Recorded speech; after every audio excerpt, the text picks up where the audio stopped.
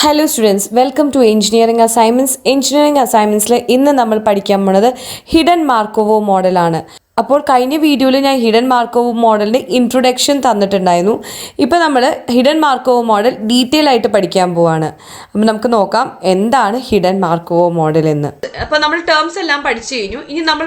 ഇനി നമ്മൾ ഇൻഡെപ്തിലേക്ക് പോവാണ് മാർക്കോവോ മോഡലിൻ്റെ. അപ്പോൾ മാർക്കോവോ മോഡൽ രണ്ട് ടൈപ്പിലുണ്ട്. ഒന്ന് ഒബ്സർവർ മാർക്കോവോ മോഡൽ, രണ്ടാമത്തെ hidden Markov model.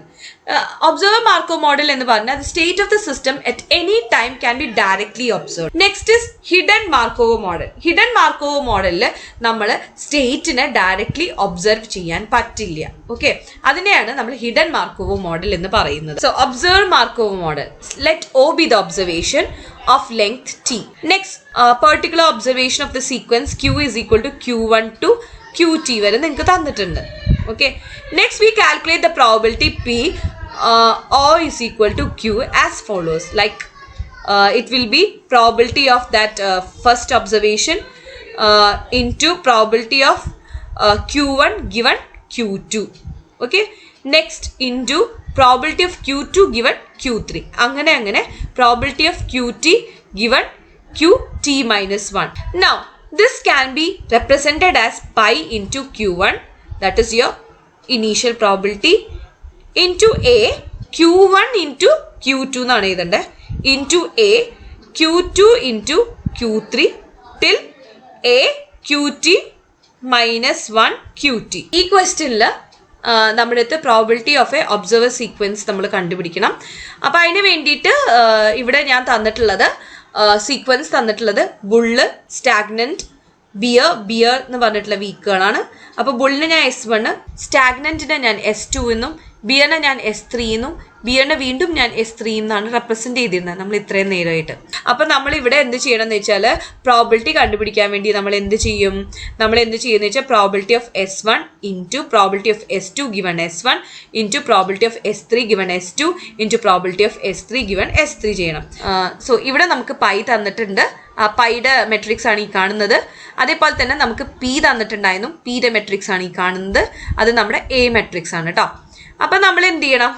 0.5, that is your pi 1 into A12.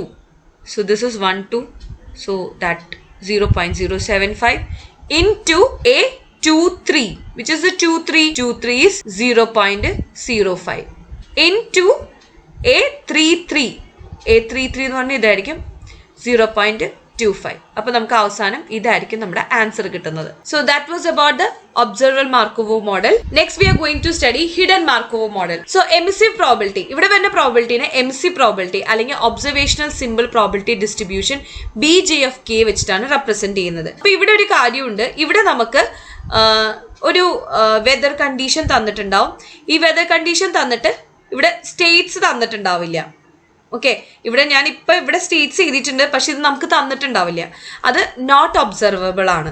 അപ്പോൾ നമുക്ക് കുറെ കണ്ടീഷൻസ് തന്നിട്ടുണ്ടാവും, സെറ്റ് ഓഫ് ഒബ്സർവേഷൻസ് തന്നിട്ടുണ്ടാവും. ഇവിടെ നമുക്ക് ആകെ തരുന്ന സെറ്റ് ഓഫ് ഒബ്സർവേഷൻ ആണ്. അത് ഞാൻ ഡിനോട്ട് ചെയ്യുന്ന VK വെച്ചിട്ടാണ്. ഒബ്സർവേഷൻ എന്ന് പറഞ്ഞു കഴിഞ്ഞാൽ umbrella, raincoat, less people walking out.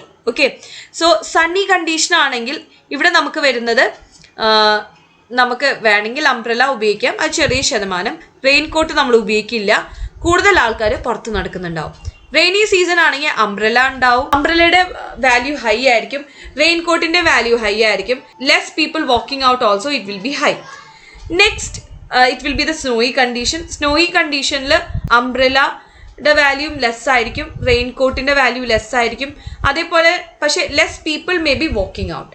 പക്ഷെ ഇത് 3 കണ്ടീഷനും ഹൈ വാല്യൂ വരുന്നത് റെയിനിനെയാണ്. അപ്പം നമ്മൾ പറയും നമ്മുടെ സ്റ്റേറ്റ് റെയിനിങ് സ്റ്റേറ്റ് ആണെന്ന് നമുക്ക് പറയാൻ പറ്റും. Okay, so finally here BJ(k) is equal to the probability of VK at T given QT is equal to SJ. അത് will depend upon the VK.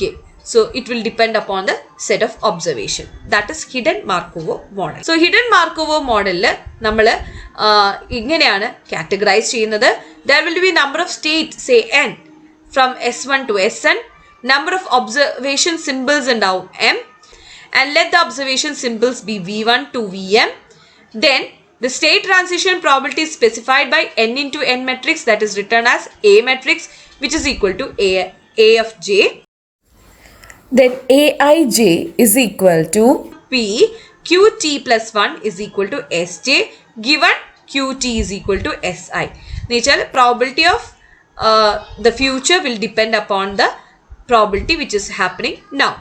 Now the observation symbol probability Bjk is a probability that at a time t that outcome is a symbol Vk given that the system is in the state Sj. Okay, appo nammal Bjk will depend basically on the what set of observation you have got.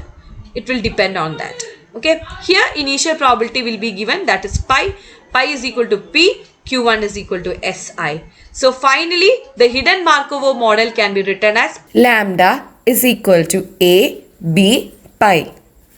Now we are going to say about 3 basic problems of hidden Markovo model.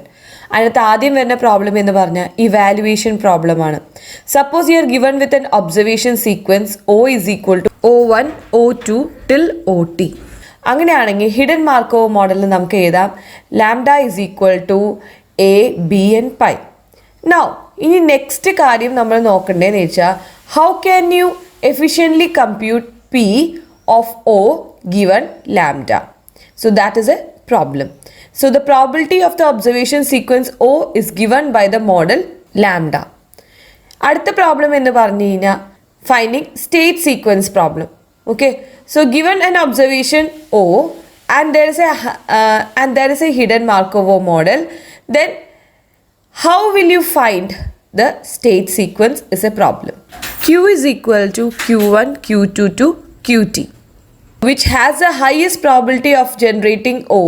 That is how we find Q star that maximizes the probability of P Q given O comma lambda. Next problem is learning model parameter. Given a training set X observation sequence, we have to find how to learn the model. So we have to decide how to learn the model. That is lambda is equal to A B pi is given that maximizes the probability of X. That is how we find lambda star that maximizes the probability P X given lambda. Okay, അപ്പോൾ learning model പാരാമീറ്ററും ഇവിടെ കുറച്ച് ബുദ്ധിമുട്ട് തന്നെയാണ്. So that's all about hidden Markovo model. Thank you students. Thank you for watching my video.